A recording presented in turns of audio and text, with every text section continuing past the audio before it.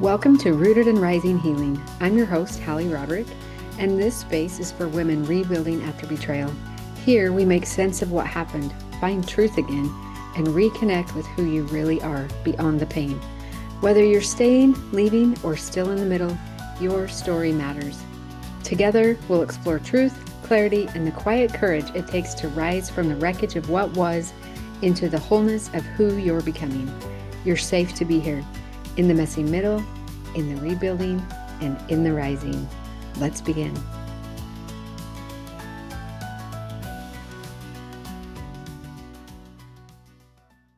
If you're a mom or a daughter and you've ever felt that quiet desire for deeper connection between you, but you don't want it to feel forced or uncomfortable, I want to invite you into something really special. It's called Becoming Together, a mother-daughter retreat in Sedona, Arizona, happening September 8th through the 12th, that I'm hosting alongside my own daughters. This experience is really close to our hearts because we understand that every mother-daughter relationship is unique and it's not always perfect. And this isn't about fixing anything. It's about creating a space to soften, to breathe, and to connect in your own way. Over a few beautiful days in Sedona, we'll guide you through experiences like breathwork, sound baths, mindful movement, even a vortex hike, and of course, nourishing meals. Each of us bringing our own gifts to support you, while also honoring your individual journey. There's no pressure to open up before you're ready, no expectation to be anything other than yourself, just a safe, supportive space to reconnect with yourself, with each other, and with something greater. If you feel even the smallest pull, you can find more information in the show notes, because you don't have to have a perfect relationship to begin becoming together. Welcome back to the Rooted and Rising podcast. So glad that you're here with me today. If you've been pouring everything into a relationship and somehow you walk away feeling more alone the harder you try, then this one's for you. Today, we're talking about the quiet exhaustion of loving someone's potential and why doing more might be the thing that keeps you stuck. This is what I hope to be a gentle, honest look at how we disappear inside the people we love and how to find our way back. Because there's this particular kind of exhaustion that comes from loving someone's potential. You keep showing up for who they could be, and all the while quietly absorbing who they actually are. And somewhere in there, you start to disappear. And it's hard to notice because it doesn't happen all at once. It happens in 1,000 small overrides. The need you didn't mention, the disappointment you talked yourself out of, the moment you decided it would be easier to just go along instead of being honest. And it's easy to tell yourself that this is love because partly it is. And it's also something else. And that something else is what we're talking about today. This episode today is about, in a sense, the disappearing act that we do, why we do it, what it's protecting us from, and how to really start coming back to yourself. So before we go any further, I want you to just take a step back and think about, is it the more that you pour into this relationship, the more disconnected you feel? And if so, the answer that we sometimes settle on is that we need to pour in more. So sit with that for just a second. Sit with how strange that is. The strategy of giving more isn't actually working. And the response that we come up with for that is to do more of the same strategy. So I'm not pointing this out to be critical, and I'm inviting you to have all the self-compassion in the world because this is a protective mechanism. But that instinct, that reflex to double down on our effort isn't actually the solution. It's what we want to examine today because there's something more underneath it.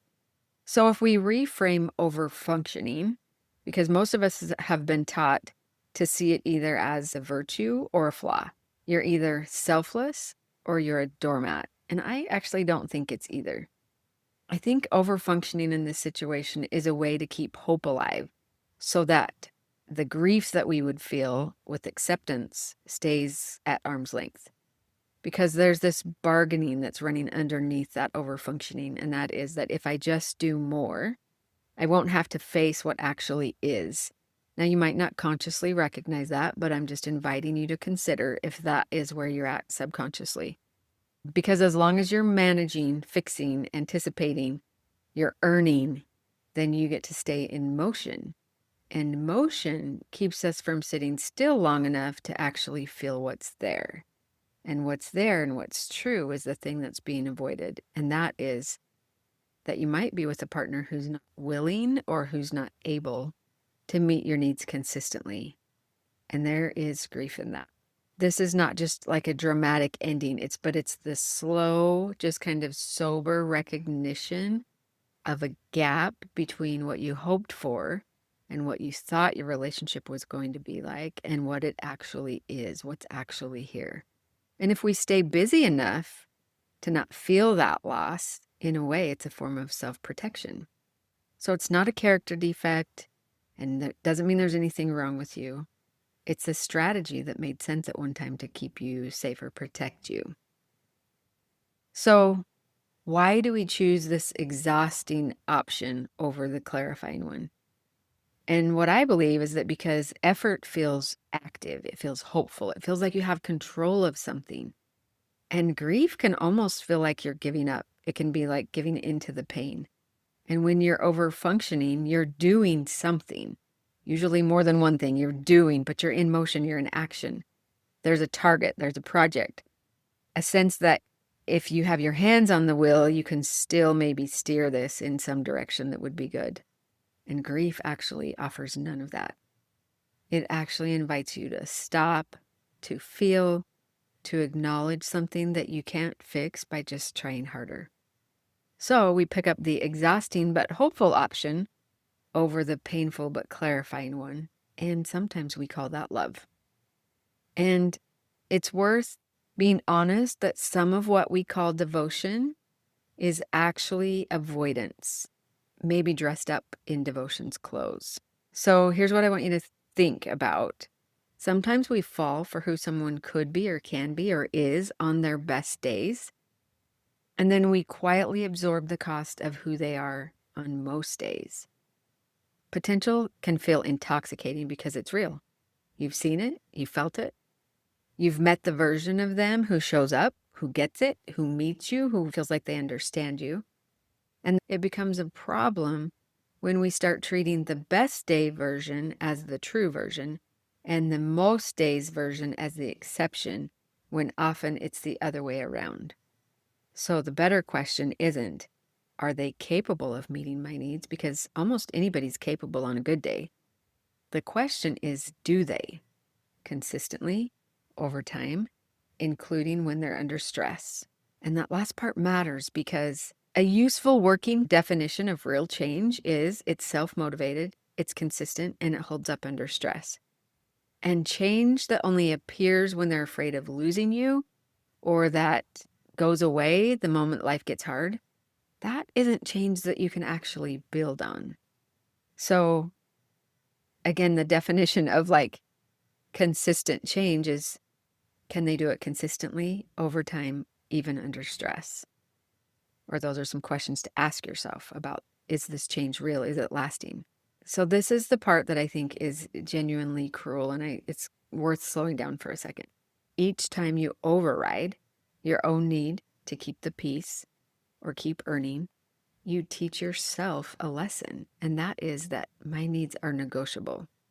And you're the one delivering that message over and over to yourself.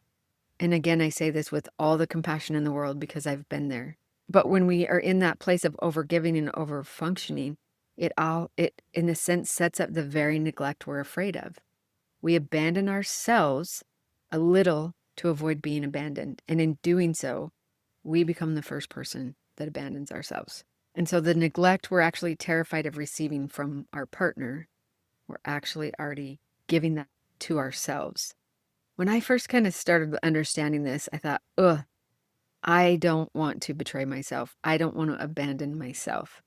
Can't control what other people do. I don't want to do that to myself. So again, with all the compassion in the world, but what's the way out? It's not really try harder at boundaries, even though you know I love boundaries, but it starts somewhere quieter, somewhere softer, somewhere within.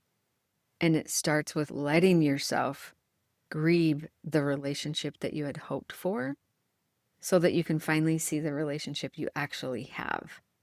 And you can't respond to what's real while you're still defending the fantasy that you would like to have. And I also look at this as what we have control of to initiate change in the relationship. If we stay in this overfunctioning, why would they change? They have no motivation to change because we're picking up all the pieces. We're carrying the weight. So why would they? And so us stepping out of that part of the pattern that we have control of, that overfunctioning, that shrinking, that losing ourselves inside of that, can actually be the thing that gives them the opportunity to step into change. Now, am I saying it's our responsibility to change them? No, not even close. Not at all. We actually can't. If we could have done that, we probably wouldn't be sitting here listening to this podcast together. We know we can't change them. But the more we take a look at our part in any of the dysfunctional patterns, the more we open up an opportunity for something different to happen. I always am like, what do I have control of? What can I focus on that is within my control? And stepping out of the dysfunctional patterns is one of those things.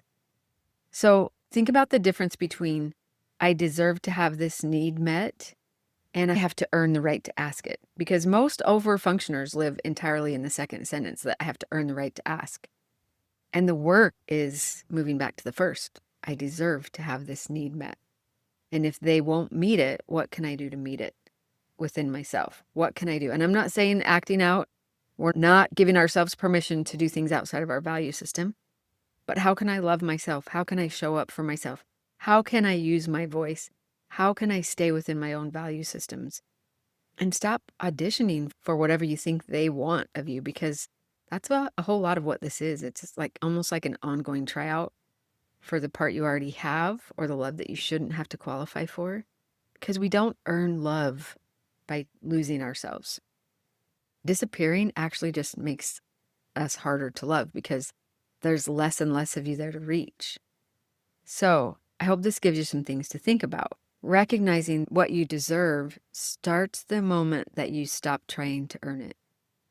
And we start showing up for ourselves and we step out of our part of the dysfunctional patterns and open up an opportunity for something different to take place. It may not.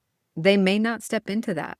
And that's good information for you to know as well. So I don't expect you to feel like you have to overhaul your whole relationship this week. And you don't have to even make any decisions. But what if you just stopped for a minute and looked at the thing that maybe you've been outrunning if you find yourself in this overfunctioning place? Because on the other side of that grief might be the first honest look you've had at your own life in a long time. And that's where coming back to yourself begins. So I hope this gives you a few things to think about. Check my show notes for some upcoming options and resources that are going to be available to help you move into this place of rediscovering yourself and reclaiming who you are and who you want to be as you move forward from this. I hope this has been helpful. Please send me a message, leave me a comment, rate my show, and help me grow my audience, and share this with anybody else who might need to hear it today. Thanks for being here, and I hope that you'll come back next week. Thank you for being here with me inside Rooted and Rising Healing. Remember, healing isn't a destination. It's a returning to your truth, to your voice, to the woman you were always meant to be. You have the power to rise at your own pace, in your own way. And when it feels hard, just come back to your breath and remind yourself, still I rise. If this episode spoke to you, I'd love if you shared it with another sister on the journey. And until next time, stay rooted, stay rising. You've got this.